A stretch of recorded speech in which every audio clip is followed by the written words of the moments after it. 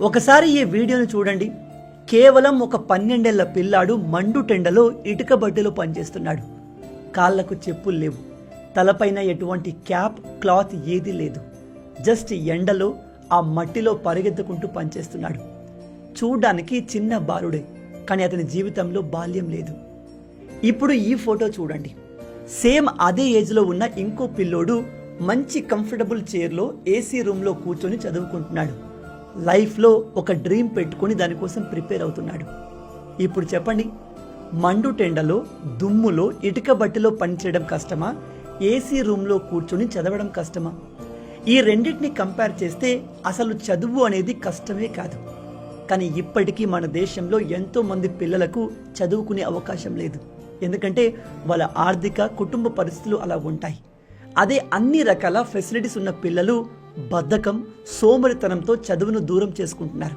గుర్తుపెట్టుకోండి, మీకు మీ తల్లిదండ్రులు చదువుకోవడానికి పంపిస్తున్నారు, మంచి స్కూల్ కాలేజీని ప్రొవైడ్ చేస్తున్నారు, మీకు కావలసిన అన్ని అవసరాలు చూసుకుంటున్నారు అంటే అది మీకు దేవుడు ఇచ్చిన అతిపెద్ద వరం.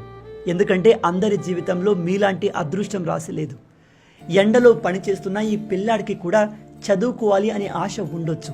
తను కూడా బాగా చదువుకొని జీవితంలో సక్సెస్ అవ్వాలి, ఉద్యోగం చేయాలి అని ఆశపడుతుండొచ్చు.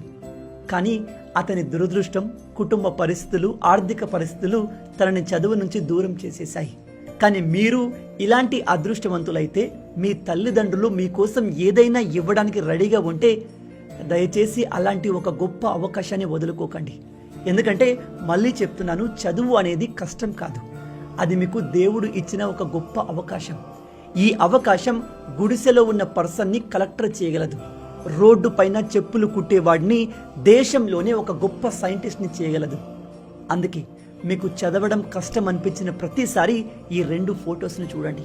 ఈ వీడియోని ప్రజెంట్ చదువుకుంటున్నా లేదా కాంపిటేటివ్ ఎగ్జామ్కి ప్రిపేర్ అవుతున్నా మీ ఫ్రెండ్స్ అందరితో షేర్ చేయండి.